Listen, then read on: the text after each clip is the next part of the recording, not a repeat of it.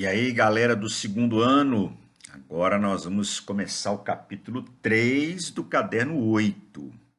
Capítulo 3 vai ser dividido em duas partes também, tá certo? Bom, no capítulo 2 nós falamos dos países, né, mais industrializados, de tecnologia mais avançada, falamos dos Estados Unidos, falamos do Japão, alguns países europeus, finalizamos com a Rússia, né? Apesar da Rússia ter um grande parque industrial, mas é um parque industrial ainda um pouco atrasado, né? Isso aí é um reflexo da época do socialismo, tá bom? E agora vamos pegar os países de industrialização tardia. Quais são os objetivos do capítulo? Entender a evolução histórica da atividade industrial chinesa, reconhecer o significado de comunas populares, grande salto para frente, revolução cultural e zonas econômicas especiais. São termos, pessoal, que surgem dentro da China, tá? Inclusive, essa parte 1 nós vamos falar de China e Índia, tá bom? Depois, a segunda parte vai ser relacionada a tigres asiáticos, México, Argentina, tá bom? Bem, identificar as áreas de localização da atividade industrial chinesa, caracterizar em linhas gerais a atividade econômica chinesa, identificar os principais ramos da atividade industrial indiana, bem como de suas áreas de localização. Então, até aqui nós vamos falar na parte 1. Caracterizar a economia dos tigres asiáticos, identificar as principais características econômicas de países como México e Argentina, aí já vai ser na parte 2 com vocês, tá bom? Quais são os principais conceitos que você vai aprender? Comunas populares, grande salto para frente, revolução cultural, zonas econômicas especiais, certo? Drenagem de cérebros, plataforma de exportação, ZPEs, muito parecido com as zonas econômicas especiais, só que aqui está relacionado às exportações, e as maquiladoras. Vamos começar então pela China, tá? Bom, a China ela vai ter, na verdade, duas grandes datas importantes, 1949 e 1980. Mas nesse meio, né, no meio dessas duas datas, nós vamos fazer alguns comentários com vocês aqui. Até 1911, a China ela era uma monarquia, mas era uma monarquia muito enfraquecida, né? Era muito comum ocorrerem várias invasões ao território chinês. Não é à toa que houve a construção da Grande Muralha da China, que era uma forma de proteger o território chinês das constantes invasões, como, por exemplo, feito pelos povos mongóis, liderados por Gengis Khan, tá certo? Só que aí, diante desse governo enfraquecido, dessa monarquia enfraquecida, nós vamos ter aqui o general Sun Yat-sen, tá certo? Vai liderar, tá certo, a população contra aquela monarquia. E aí vai transformar a China de uma monarquia para uma república. E quem que vai assumir o poder? Quem vai assumir o poder vai ser um partido chamado Kuomintang, criado pelo general Sun Yat-sen, tá certo? Ele que vai praticamente liderar o partido republicano, chamado Kuomintang, e vai assumir o poder. Nessa época, a maior parte da população chinesa vivia no campo. 80% da população chinesa vivia no campo, 20% vivia na cidade, ok? Em 1923, após a realização do primeiro Congresso Nacional do Partido Comunista, tá certo? O Chiang Kai-shek vai assumir o poder do Kuomintang.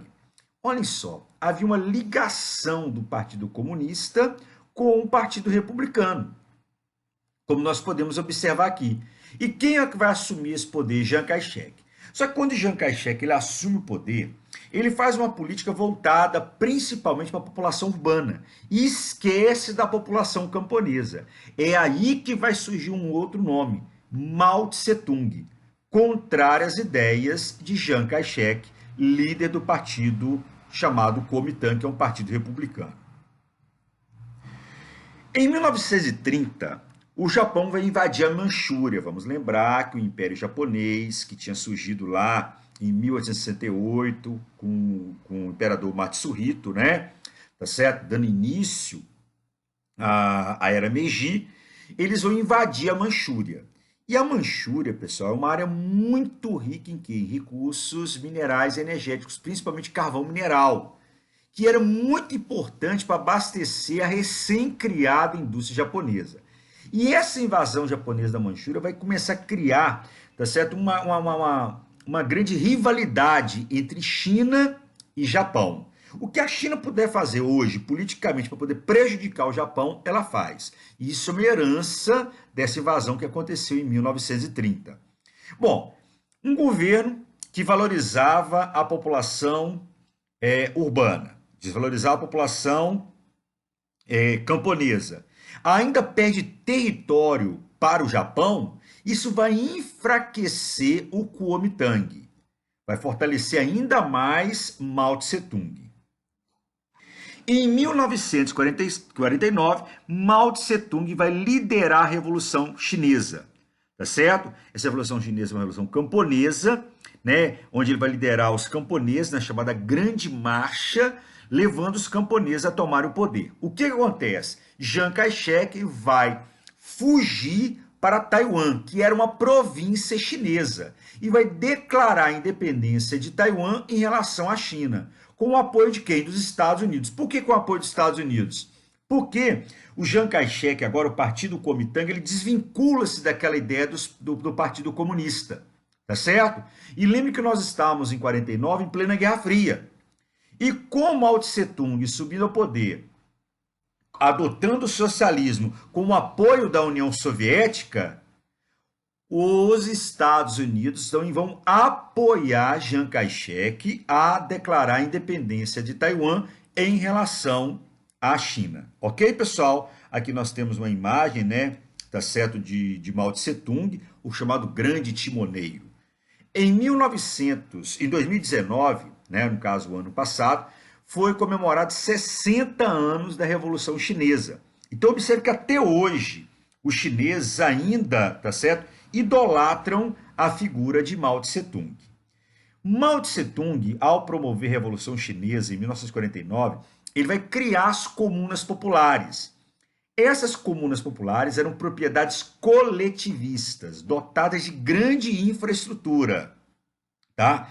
Aliás, segundo ano, vocês já estudaram isso comigo quando eu falei para vocês lá na apostila 3, na apostila 7, caderno 7 com vocês, dos tipos de produção que nós tínhamos, tá certo? E essas comunas populares, elas eram dotadas de grande infraestrutura, tinham escolas, postos de saúde, para quê? Para poder manter a população no campo e valorizar a população camponesa. Qual que era o problema? A produção era de subsistência praticamente, não havia grandes excedentes de produção. E a população chinesa já estava crescendo. Vamos lembrar que um dos lemas do Mao Tse-tung é país forte era país populoso. Agora, o que adiantar você ter um país populoso se você não tem um alimento para poder abastecer essa população? Isso, inclusive, vai começar a enfraquecer Mao Tse-tung no futuro. Vamos ver aqui o seguinte, qual vai ser a relação da China com a União Soviética, qual vai ser a relação da China com os Estados Unidos? A relação da China com a União Soviética foi mais próxima, principalmente porque a China, em 1949, adotou o socialismo, tá certo? Só que tem um detalhe, a China vai romper com a União Soviética em 1960. Por que vai romper? Porque a União Soviética praticamente não apoiava a China, tá, no seu programa armamentista, tá certo? Não havia esse apoio crucial. Então, por não ter havido um apoio da União Soviética na China investir na indústria bélica, na indústria de base, a China vai romper, Mao Tse-tung vai romper com a União Soviética. E o presidente soviético na época era Nikita Khrushchev, tá certo? Bem, qual que é o motivo também? O outro motivo que nós tivemos também foi que a União Soviética recusava-se a fornecer armas nucleares para a China. Então, não fornecia armas nucleares, não apoiava a produção de armas nucleares da China e mais, não incentivava a indústria de base chinesa. Com isso, abriu, tá certo, uma grande lacuna para a China começar a se aproximar de quem? Dos Estados Unidos. E essa aproximação começa em 1971. O presidente dos Estados Unidos na época era Richard Nixon, do Partido Republicano. Bom, e essa aproximação foi ainda maior quando os Estados Unidos aceita a China como membro permanente do Conselho de Segurança da ONU. Lembrando que até 71, membros permanentes do Conselho de Segurança eram apenas União Soviética, Estados Unidos, França e Reino Unido, ou seja, os 4 países vencedores da Segunda Guerra Mundial. E agora os Estados Unidos aceitam a China como membro permanente. Então, vai ter uma grande aproximação entre os dois países. Só que tem um detalhe, mesmo que haja essa aproximação, a China não aceita a ingerência dos Estados Unidos em cima da política chinesa. Vamos pegar alguns acontecimentos importantes na época de Mao Tse-tung, além, né, desse rompimento com a União Soviética, essa aproximação com os Estados Unidos. Um do que nós tivemos que foi o grande salto para frente, tá certo? Esse grande salto para frente, ele acelerava ainda mais a coletivização do campo, ou seja, acelerava ainda mais, tá certo, o fortalecimento das comunas populares. E começou a industrializar as áreas urbanas. Olha só, começou a industrializar. Mas lembrem vocês que não havia apoio da União Soviética, que acabou levando o seu rompimento. Só que tem um detalhe. Lembre que o lema de Mao Tse-tung era país forte, país populoso.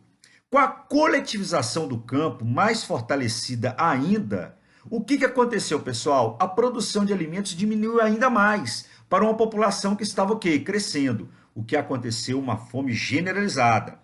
Houve muitos protestos contra Mao Tse-tung. Só que Mao Tse-tung, o que ele fez?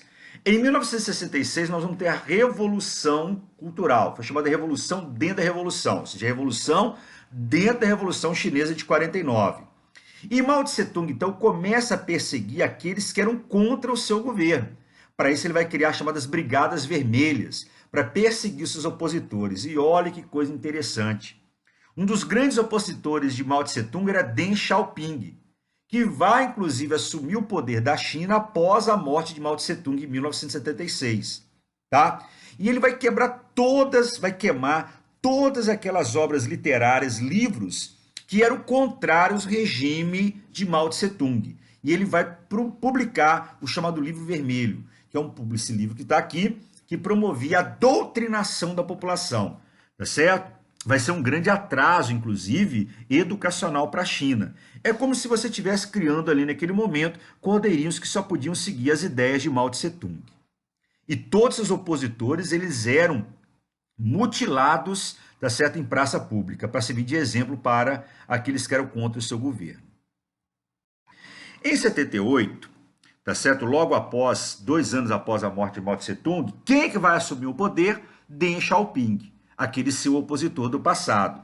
E Deng Xiaoping, quando ele assume o poder, ele fala, tudo bem, o Partido Comunista vai continuar tendo poder, mas nós vamos promover grandes reformas econômicas.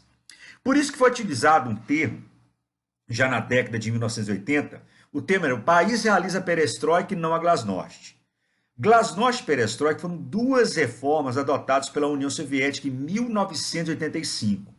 A glasnost é uma reforma política e a perestroika uma reforma econômica, tá certo? Ou seja, faria-se uma reforma econômica, mas não faria-se uma reforma política. Por isso que falou que a China adotou o chamado socialismo de mercado. A política continuou sendo socialista, mas a economia passou a economia de mercado. Mas somente as zonas econômicas especiais podiam adotar a economia de mercado, ou seja, o capitalismo. Somente as zonas econômicas especiais. Mas nenhuma área podia adotar a economia de mercado. E o que essas zonas econômicas especiais elas tinham, né, que atraíam investimentos estrangeiros? Grande mercado consumidor, a mão de obra barata, é chamada mão de obra intensiva, né, porque ela era numerosa e barata, isenção total ou parcial de impostos, abundância de matéria-prima, como carvão mineral, inexistência de leis antipoluição, vamos poluir à vontade, tá certo? É tanto que um dos maiores problemas que você tem na cidade chinesa é isso, é a poluição. E a grande oferta de energia elétrica. Essa energia elétrica, inicialmente, ela era produzida por termoelétricas, que funcionavam através da queima do carvão mineral. Só que, ultimamente, a China tem investido nas usinas hidrelétricas, como, por exemplo, a usina de Três Gargantas, construída no rio chamado Yangtze-Yang. Aqui está Três Gargantas, né? Observe que hoje é a maior usina hidrelétrica do mundo. O problema de Três Gargantas, pessoal, aqui no rio Yangtze, ele nasce nessa região aqui, oeste da China, E é um rio que depende muito do descongelamento das geleiras. Por isso que essa barragem teve que ser muito grandiosa. Tá? Porque no verão, beleza, vai descongelar, o nível do rio Yangtze vai aumentar. Porém, quando chega no inverno, o que acontece com o nível do rio Yangtze? Ele cai. Então, por isso foi necessário construir essa grande barragem. A produção industrial chinesa concentra-se na parte oriental, tá certo? Por vários motivos, tá certo? Por vários motivos. É onde você tem a concentração populacional, é onde o clima é mais ameno, é onde você tem concentração de recursos minerais e energéticos. Já a porção ocidental da China é deserto, é área montanhosa, tá certo? Então a concentração populacional aqui ela é muito baixa, tá certo? Então a produção industrial chinesa concentra-se na parte oriental e é também onde foram constituídas as zonas econômicas especiais criadas por Deng Xiaoping. Essas zonas econômicas especiais que surgiram aqui na parte oriental da China, né? Vocês estão vendo aqui esses quadradinhos, né? Se nós somos aqui na legenda, são as zonas econômicas especiais. Hoje elas estão migrando, né, em direção à parte ocidental da China, principalmente aqui na fronteira com os países da Ásia Central. Vamos lembrar que os países da Ásia Central já foram membros da União Soviética. Então, são países que têm uma forte influência hoje da Rússia.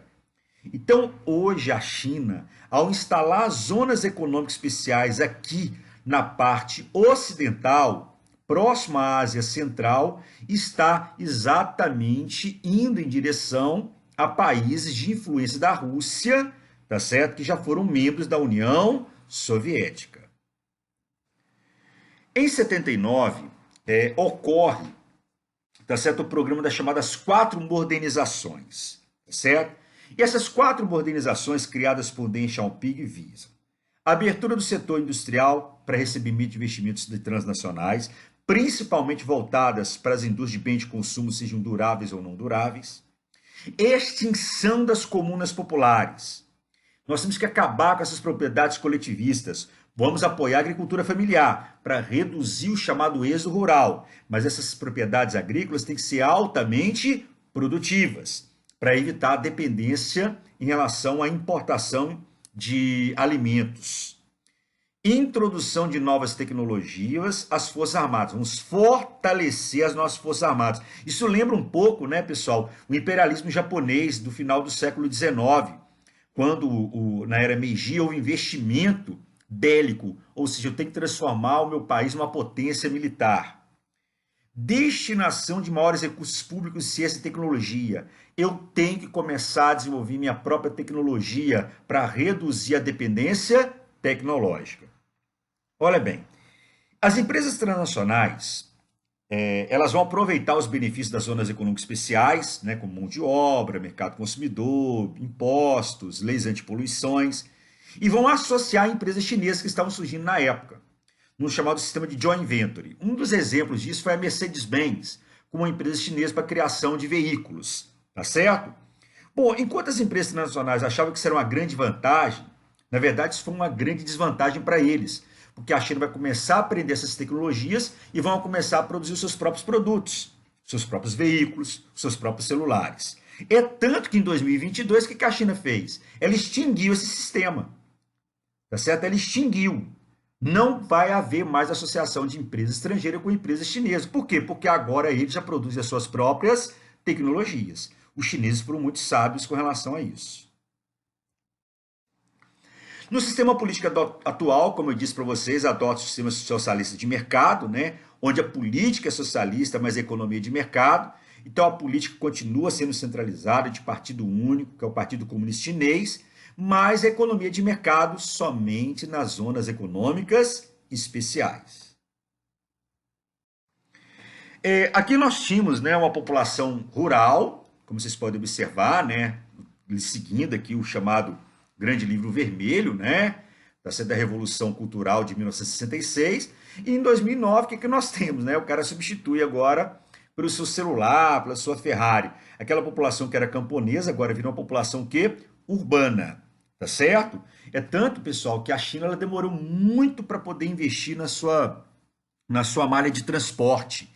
Era muito comum na China utilizar bicicleta, tanto que a China é o país que mais bicicleta tinha no mundo, tá certo? Mas como as cidades foram crescendo e não houve investimento no transporte público, isso contribuiu inclusive para a poluição das cidades chinesas, né? Além da poluição transmitida pelas indústrias.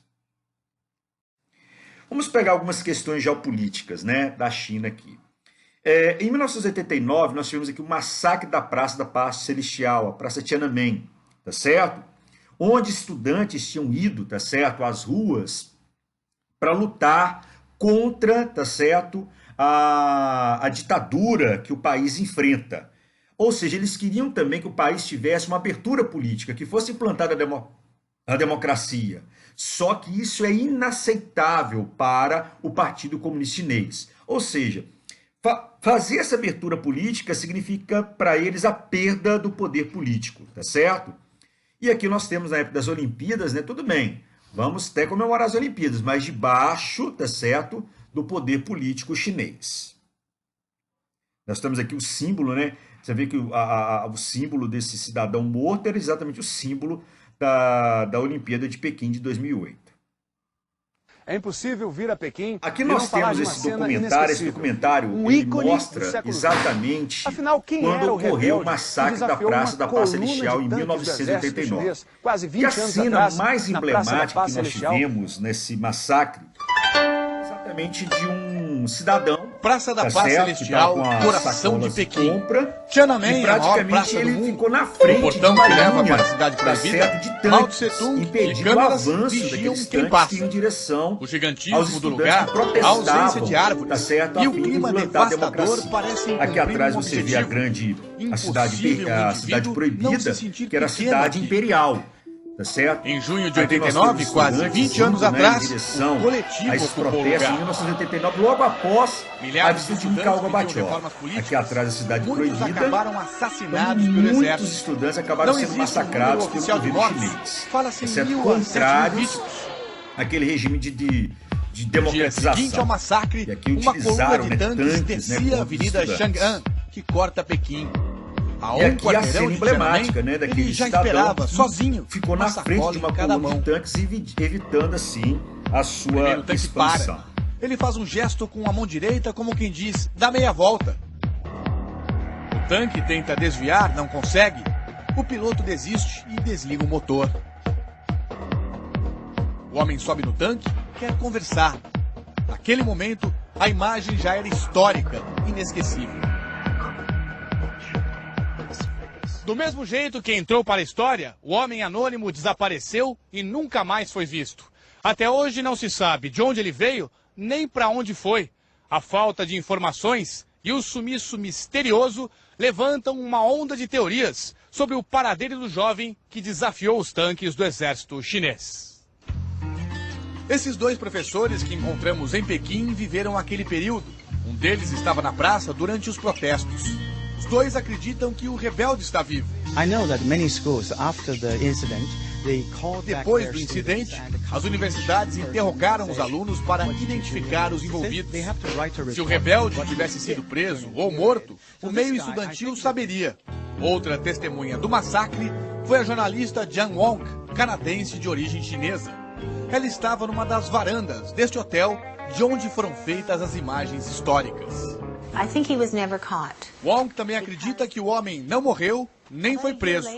Da janela viu quando duas pessoas pegaram o rebelde pelos braços e desapareceram com ele no meio da multidão. Um ano depois dos protestos, ela apurou que o governo chinês ainda procurava o homem. Provar que ele estava vivo seria excelente como estratégia de propaganda, diz ela. Jan Wong só acha curioso que ninguém se lembre do piloto do tanque. Ele tinha permissão, mas não atropelou o rebelde. Esse eu tenho certeza de que o governo chinês sabe quem é, diz ela. Semana passada, um jornal de Pequim quebrou um tabu e publicou pela primeira vez uma foto dos acontecimentos. Mas a edição foi recolhida das bancas por ordem do governo. O rebelde e o piloto do tanque, dois chineses em lados opostos. Dois anônimos que se tornaram símbolos de uma época. Uma ferida aberta até hoje, como tantas outras na China.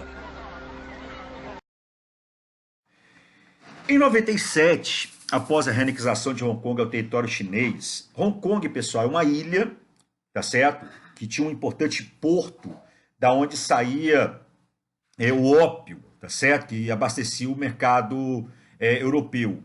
E essa ilha de Hong Kong ficou sob domínio britânico, tá certo? Até 1997.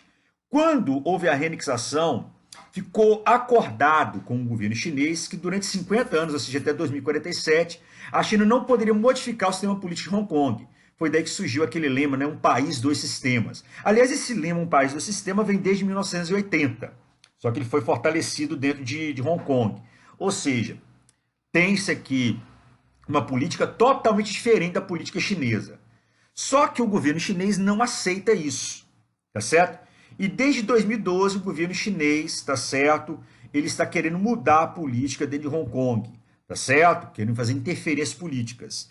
E a população de Hong Kong não aceita, tá certo? Até o cumprimento de 2047.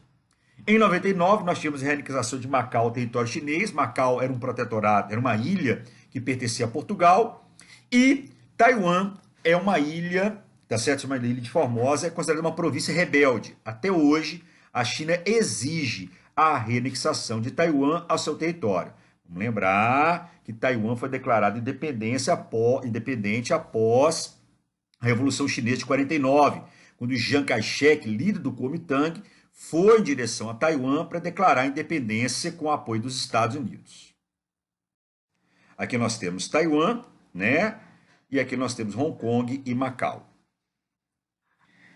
Em 1950, a China invadiu o Tibete. Segundo a China, Tibete é um território que pertence à China. O Tibete conseguiu a sua independência em relação ao território chinês, né, no século XIX. Vai expulsar o Dalai Lama do poder. Na verdade, o Dalai Lama foge para a Índia, tá certo? Para poder não morrer e dessa forma lutar, tá certo? Para que a China desocupe seu território. E a China ela começa a promover uma verdadeira mudança, né? Tanto religiosa quanto mudança étnica. Por exemplo, os casamentos têm que ser miscigenados, os mosteiros budistas eles desapareceram, viraram instituições públicas. Qual que é a ideia? Se eu faço o casamento miscigenado e acabo com o budismo, né, dentro do Tibete, a civilização tibetana desaparece. Então não faz sentido você criar um país sendo que a população não existe mais. Vai incentivar a população chinesa a ir para o Tibete, indo da porção oriental para dentro do Tibete. E lembrar que o Tibete é uma posição estratégica, porque está localizado onde? No Himalaia. E aqui nós temos uma charge, né, mostrando um monstro chinês que invadiu, tá certo, o Tibete. Tá aqui o Tibete, aliás, é a capital do Tibete. E aqui mostra a chegada das tropas chinesas, tá certo? Dentro do Tibete, aqui está o grande mosteiro na capital Lhasa, tá certo? E a chegada aqui das tropas chinesas dentro do Tibete. Esse aqui é um filme chamado Kunlun, é um filme que foi feito pelo Martin Scorsese, tá certo? Que mostra a chegada, tá certo, dos chineses dentro do Tibete, tá certo? É um filme que foi feito só por tibetanos, tá?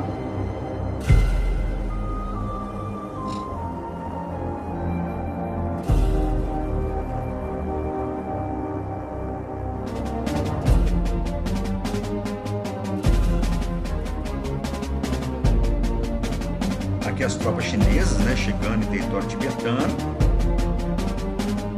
Nós podemos observar, matando vários tibetanos, matando vários budistas, certo? É um filme muito interessante, ele é muito longo, é um filme muito triste, certo? É um filme extremamente triste.